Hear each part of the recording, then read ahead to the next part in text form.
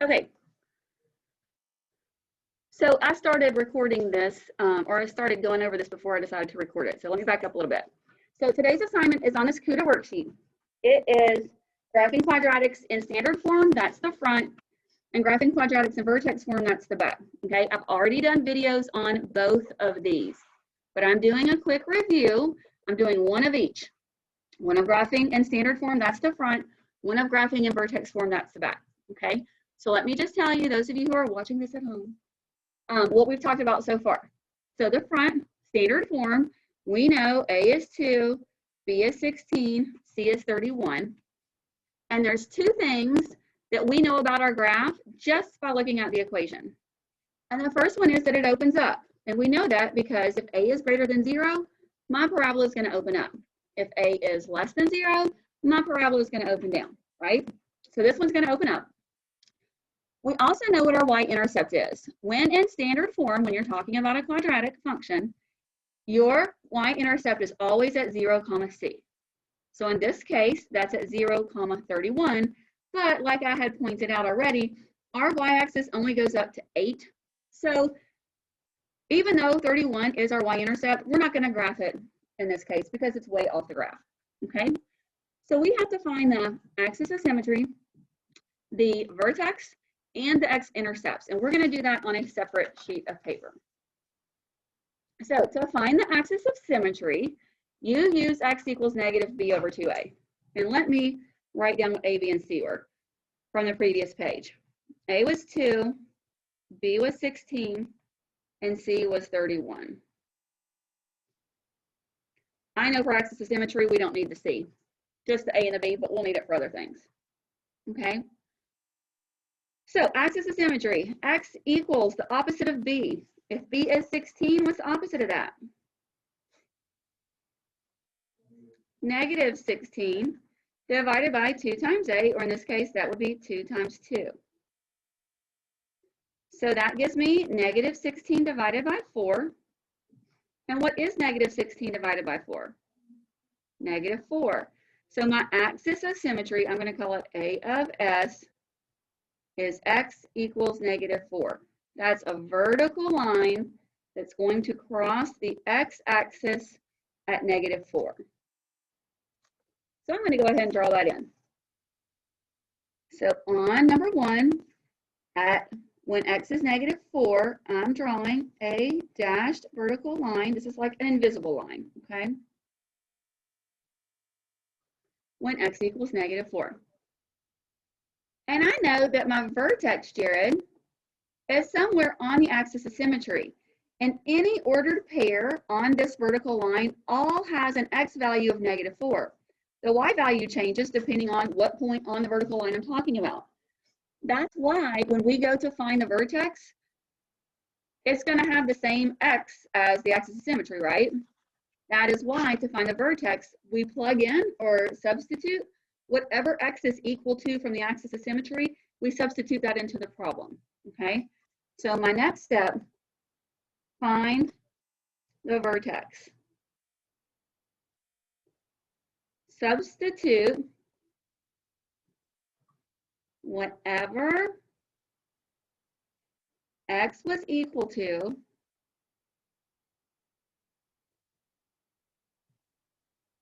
for the axis of symmetry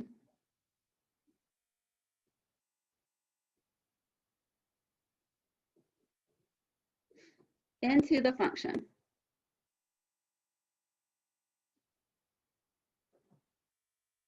Then solve for x.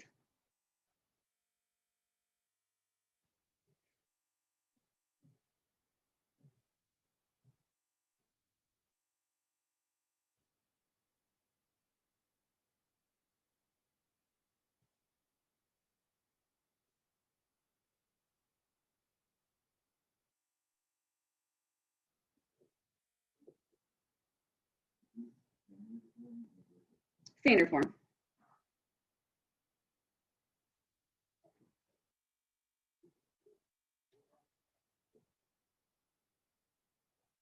So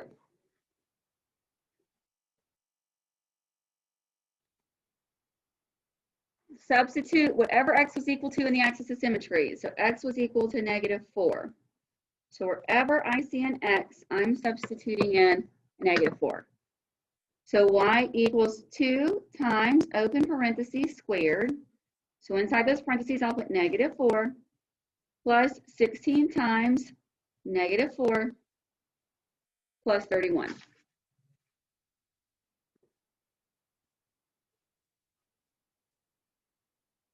All right, we still have to be careful with our order of operations. Would I do 2 times -4 first or -4 quantity squared first? -4 quantity squared, but so many of you continue doing 2 times -4 and then squaring -8. And then it's wrong, okay? Because exponents come before multiplication. I think the reason y'all do that because you're like, well, I see parentheses and parentheses come first. Yes, true, but parentheses mean, in this case, those parentheses, it's a grouping symbol. It's symbolizing multiplication, right? 2 is being multiplied by -4. So parentheses, when you do those first, it means there's something inside the parentheses to simplify. I can't simplify -4 any further. So the next thing you do is exponents. So what is -4 quantity squared? 16.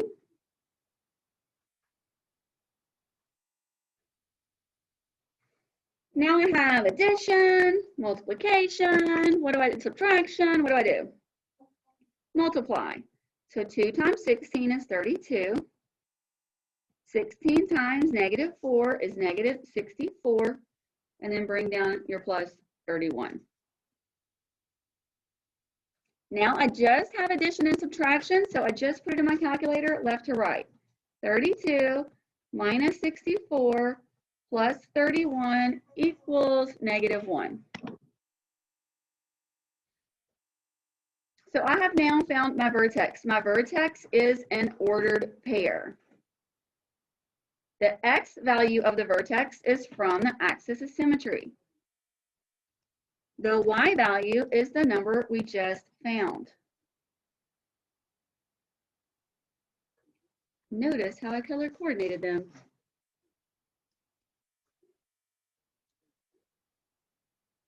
So my vertex is on the axis of symmetry at -4, -1. So I'm going to plot that. When x is -4, y is -1. We know it opens up, but we need some more points to have, so it's a little bit more accurate, because how wide is it going to open? How narrow is it going to open? We're going to find where it crosses the x-axis. Does anybody remember how to find x-intercepts? I've taught you 3 ways. When it's in standard form, how to find the x-intercepts. Do you remember? Quadratic formula is 1. Does that always work or no? Always works. What else? Completing the square. Does that always work? Yes. What else? Factoring. Does factoring always work? No. Okay. So now we are going to find the x-intercepts by using one of 3 methods. Number 1, the one I always start with is factoring. Sadly, not everything is factorable. So it doesn't always work. Sadly. My second go-to is quadratic formula. I prefer quadratic formula over completing the square. Quadratic formula always works. If you just want to go straight to the quadratic formula and not do, not even worry about factoring, you can do that. And then my third method is completing the square.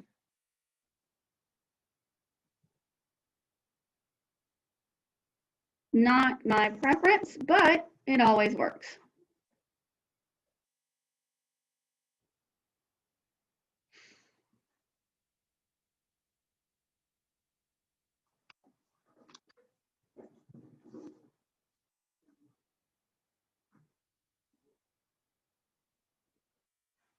So I'm going to try factoring first.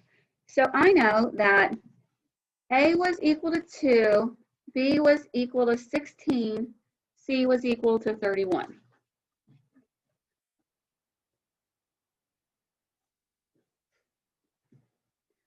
So I know when I factor, I do my little T-chart. And on the left side, I want two numbers that multiply together to give me A times C. In this case, A is 2, C is 31. Multiply this together, you get a positive 62. And on the right side, I want those same two factors to add together to give me B, and B is positive 16.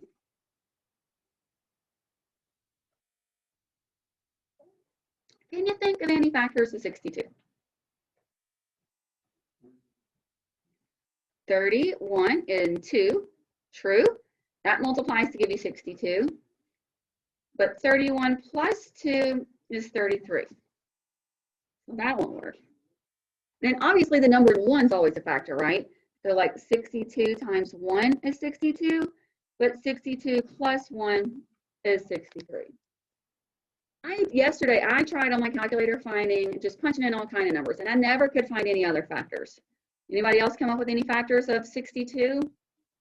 Okay, so I went up all the way to like 22, 24, something like that, and I never could find a factor. So I gave up and I said, okay, well, let me just do the quadratic formula. So I'm going to say this is not factorable. Hopefully that's correct. I could not come up with any factors. If it's not factorable, that doesn't mean that you stop there. There's no x-intercepts. We can tell by looking at the graph. If the vertex is below the x-axis and it opens up, well, there has to be x-intercepts, right? Either that or our vertex is in the wrong place. So to find them, we're going to use the quadratic formula. Do y'all remember the quadratic formula? Can you sing it for me? Okay, I'll sing it.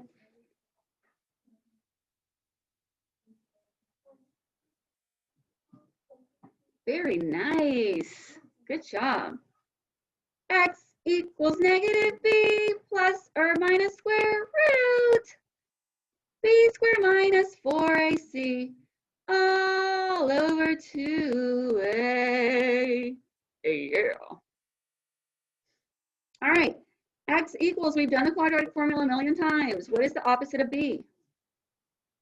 Notice in the quadratic formula we have a negative b and it's over 2a. And didn't we use negative b over 2a? Interesting that it's part of the quadratic formula, don't you think? So yes, if b is 16, then negative b is negative 16 plus or minus the square root of b squared, so that's 16 squared minus 4 times a is 2 times c is 31 all over 2 times 2.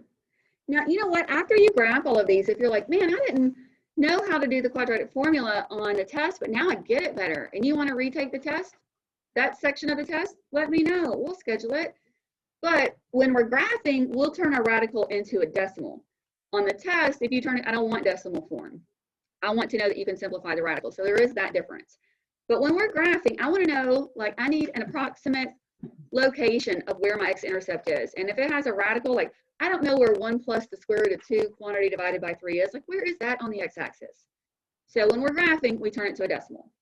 But first, we have to figure out what is under the radical. What is that? So we have x equals negative 16 plus or minus the square root of.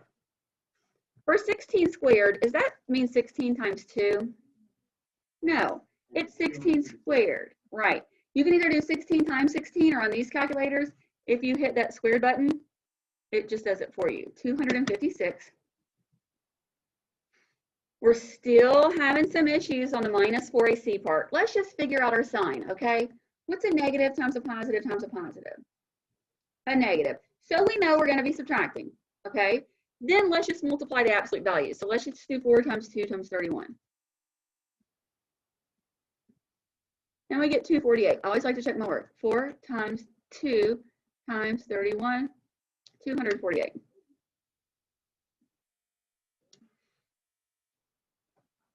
If you get What's under your radical if it's negative?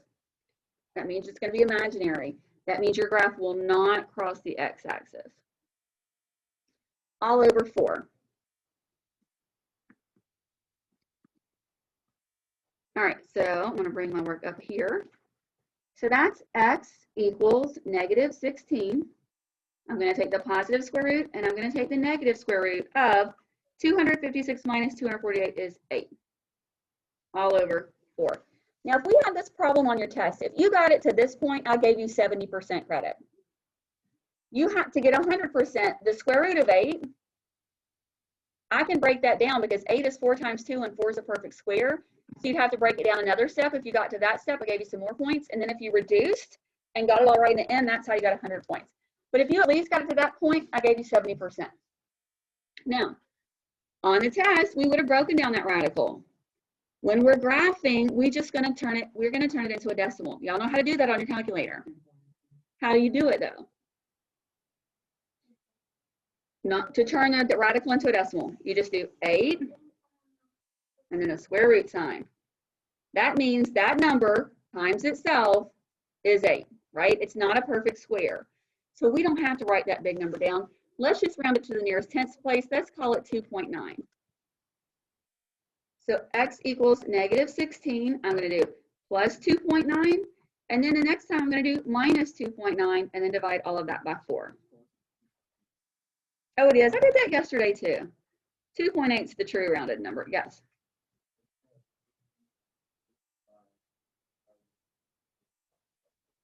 Well, first, yes. Yeah. So now I cannot leave. If I want to graph this, I can't leave my answer like this. Where are you going to see that on the x-axis? So make 2 separate equations. One of them will be negative 16 plus 2.8 quantity divided by 4. The other one will be negative 16 minus 2.8 quantity divided by 4.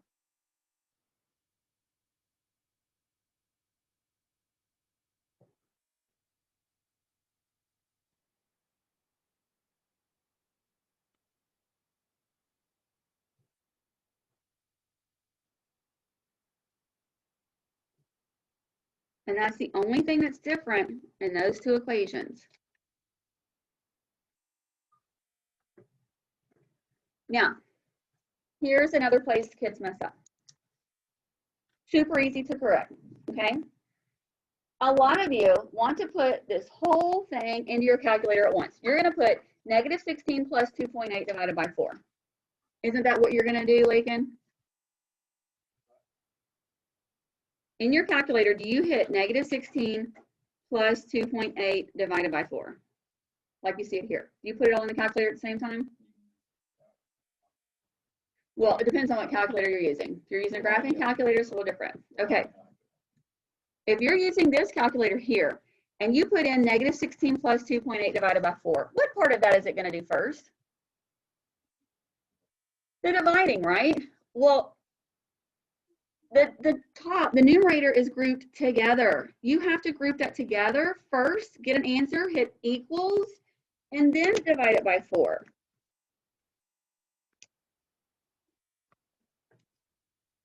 Because if you put it in like this, you're going to get negative 15.3. If you would have put parentheses around it, and you could put it in your calculator all at once, but a lot of times we forget that. So do yourself a favor.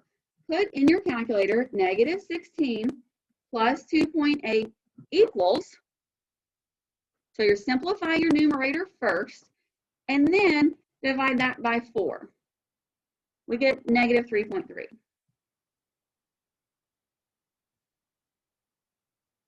That's one of my x-intercepts. And the other one, we have negative 16 minus 2.8 equals, then we divide that by 4 and we get negative 4.7.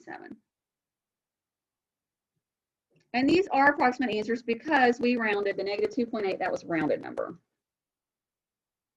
These are my x-intercepts, where the graph crosses the x-axis.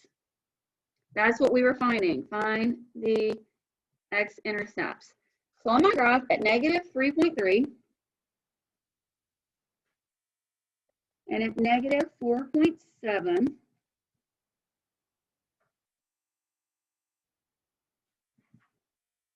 And remember, my y-intercept's way up there, so I'm just going to use the points that I have to sketch a graph.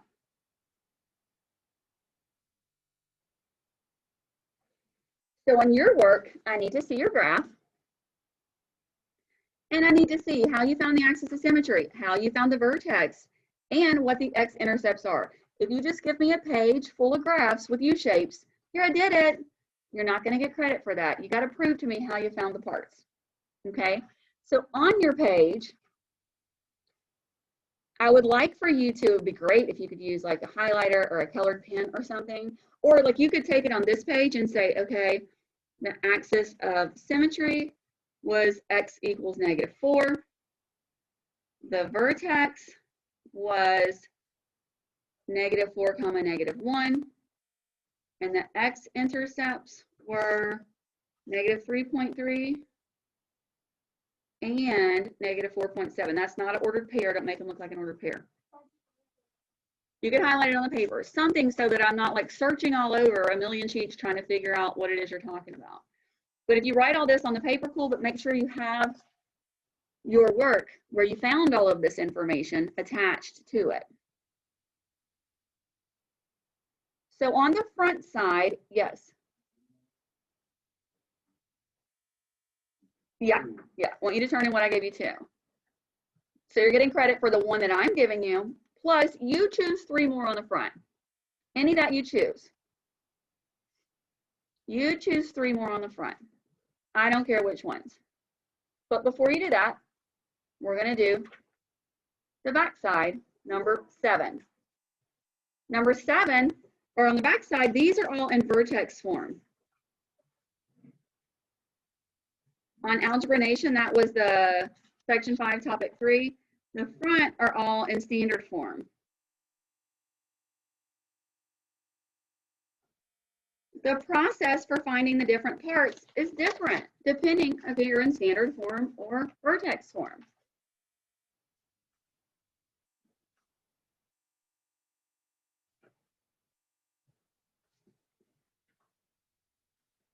So let's look at number 7. So number 7, you can still tell if it opens up or down just by looking at it. Number 7, is it going to open up or open down? It opens downward. And how do we know? What's negative? A is negative. Remember in standard form, the number to the left of parentheses that's being multiplied is your A. The number inside the parentheses, not the coefficient of x, but the number that's being added or subtracted to x is your H. And then the number that's being added or subtracted to the parentheses is your K, right? The other thing that you can tell just by looking at the equation, y'all remember? It's your vertex. Your vertex is always at H, K. Do you remember the important thing you have to remember? Remember, spelling it wrong. Remember to change the sign of what? H. Change the sign of H. So what is my vertex?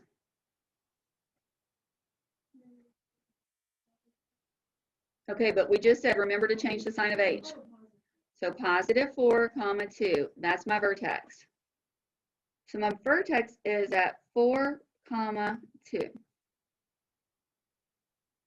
Actually, we know 3 things just by looking at an equation in vertex form. We know if it opens up or down. We know where the vertex is. And if we know where the vertex is, then we have to know where the what is. Axis of symmetry.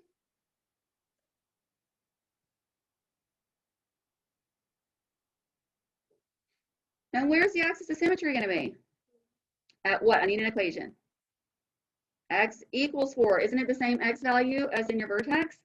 A vertical line's equation is always x equals whatever the number is that it crosses the x-axis. But we still don't know our y-intercept, and we still don't know our x-intercept. But that's the only 2 things we have to do math on. Everything else, we could just look at the equation and know that information. So say your test was multiple choice, right? and I gave you an equation in Vertex form. Well, if two of your graphs opened up and two of your graphs opened down, could you quickly rule out two of them? Yeah. And then if your vertexes were in different places, well, you know how to easily find your vertex, so you could probably pick one out, right? But if they were in the same place, then you probably have to do some more math. But that'd be an easy way, if it's a multiple choice, to at least make an educated guess. If you know it opens down, don't choose one that opens up. All right, so to find our x-intercepts, in standard form, to find the x-intercepts, we either factor to the quadratic formula or divide and slide, which we can do that, not divide and slide.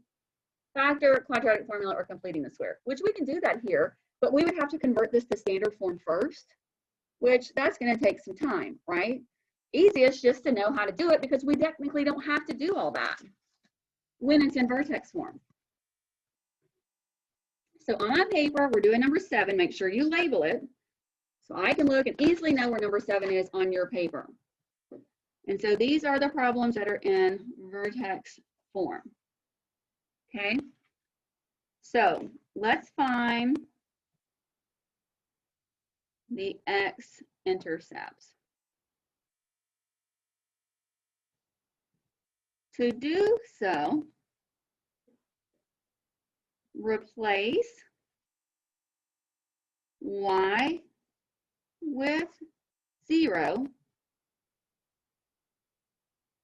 and solve for x. And the reason we replace y with 0 is because every ordered pair on the x-axis has a y value of 0. So we're saying when y is 0, what is x?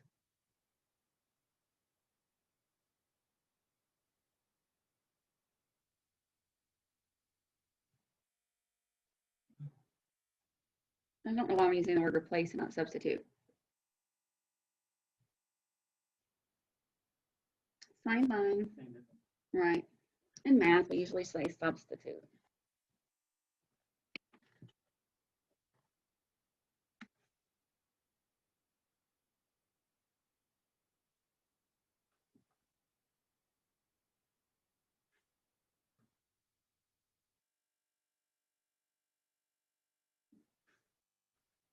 Wait a minute. You never do No, you can't.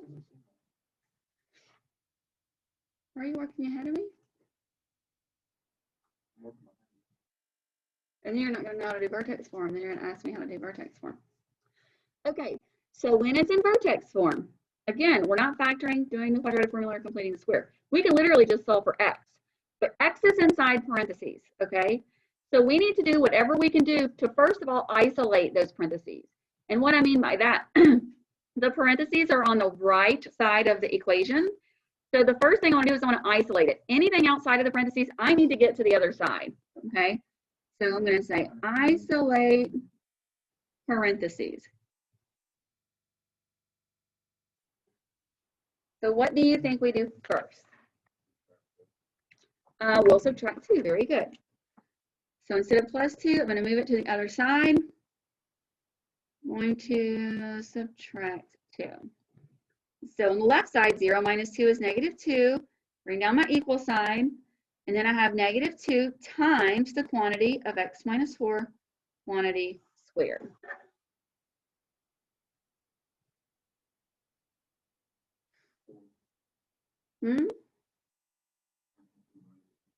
Divided by -2, because -2 is being multiplied by the parentheses.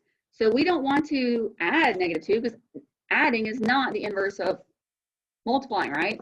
So we divide both sides by -2. Well, what's -2 divided by -2? What? Divide. +1 equals, on the left side, -2 divided by 2 is +1. I don't need to put 1 times x minus 4 quantity squared, right?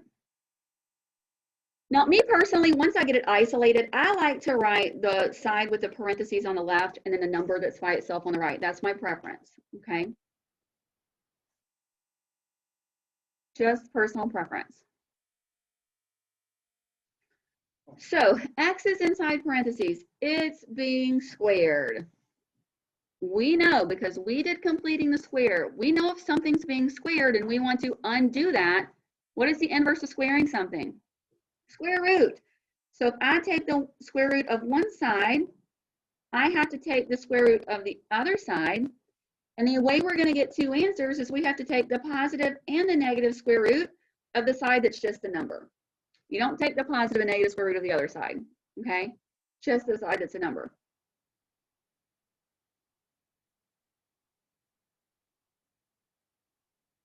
EJ, is that the part you were having questions about? Oh.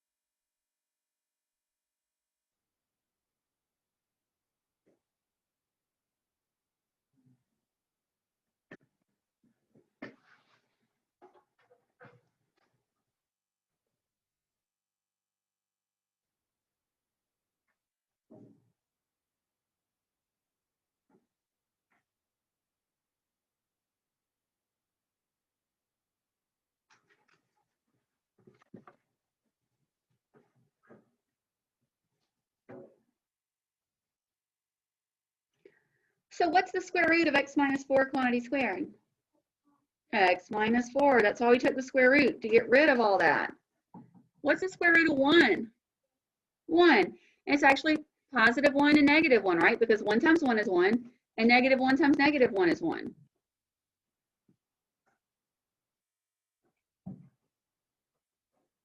Y'all okay so far? Kylan, you need that worksheet right there, the one with the graphs on it.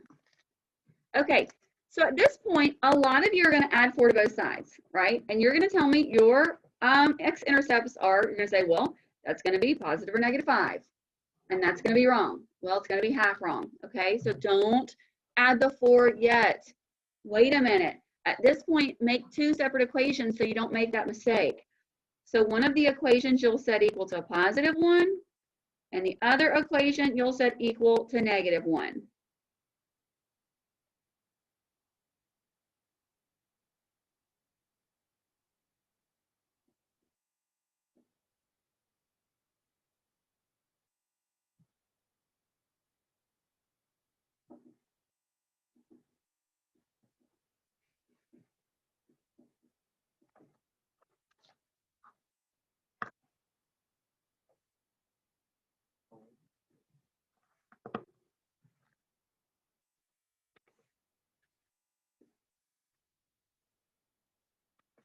And then I can solve them.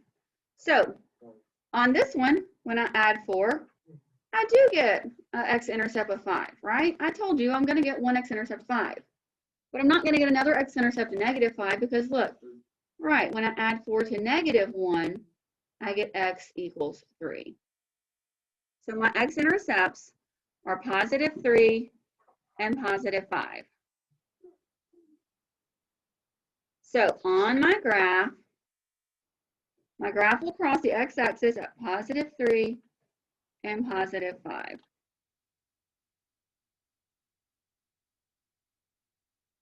Coolio? Okay, we have one more thing to find. Now, when you're doing this on your own, it's not going to take so long, so you don't have to write out all these words and steps and all that stuff, right? So, even though I'm having you do 6 more, you don't have to write all the steps down. We do got to show me your math. So the last thing we have to do is find the y-intercepts. So every ordered pair on your y-axis has an x value of 0. So when we did the x-intercepts, we substituted y with 0. To find your y-intercepts, you substitute your x with 0.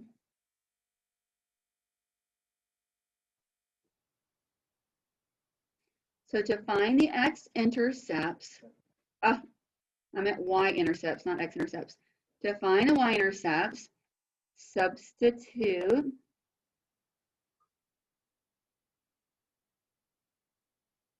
x with 0 and solve for y.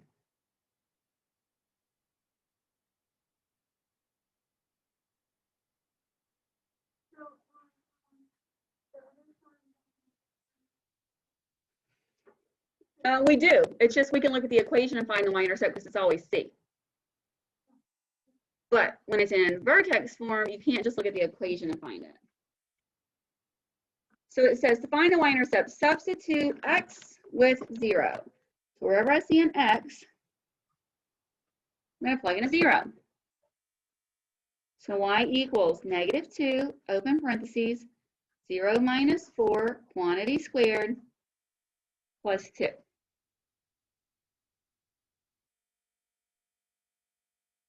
And so y is on the left side. On the right side, that's just order of operations. This time, can I simplify inside my parentheses? Yeah, so I'm going to do that first. So -2 times 0 minus 4 is -4, quantity squared, plus 2. Then what do I do? Exponents. So it's -2 times, what's -4 quantity squared? +16, bring down your plus 2. Then I'll take care of that multiplication. -2 times 16 is -32. And -32 plus 2 is -30. So that is my y-intercept. Yeah.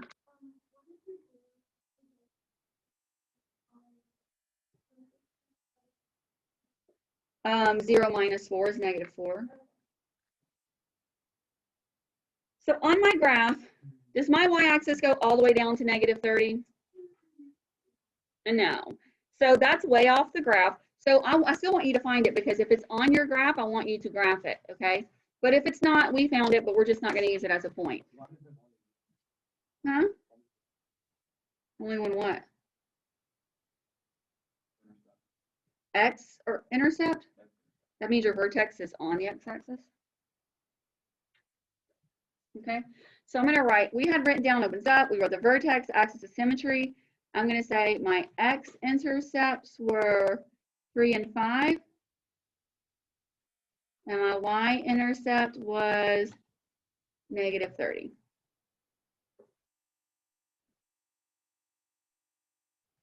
And so again, on the front, we did number 1 together. I'm giving you credit for that, not if you didn't do it. And then you choose 3 others to graph. You have to show me your work for everything, except for what you can see just by looking at the equation. The back is vertex form. We did number 7 together. I'm giving you credit for number 7. And then you choose 3 others to do and make sure you show me your work. So on your paper, make sure you label what number you're showing me the work for. So like on my paper, I kind of, if I was the teacher looking at this, I would be like, okay, well, she's got number 1, number 2, number 3. I wasn't thinking, right? This was problem number 1. So I would need to go back and do like, this is number 1. This whole page is number 1. Maybe I'll call that part A, B, and C. And on your paper, you're probably not going to number your steps, but just make sure it's very clear what problem goes with what graph, okay? And no phones are to be out until this is completed, and you're probably not going to finish it in class. So you may have to complete it on your own time. However, we're using the rest of class time to work on this, not to get on your phone. If I see your phone, it's mine until the end of class, okay? You need a calculator? I've got calculators you can use. So I'm going to end my video, and then I'll answer your question.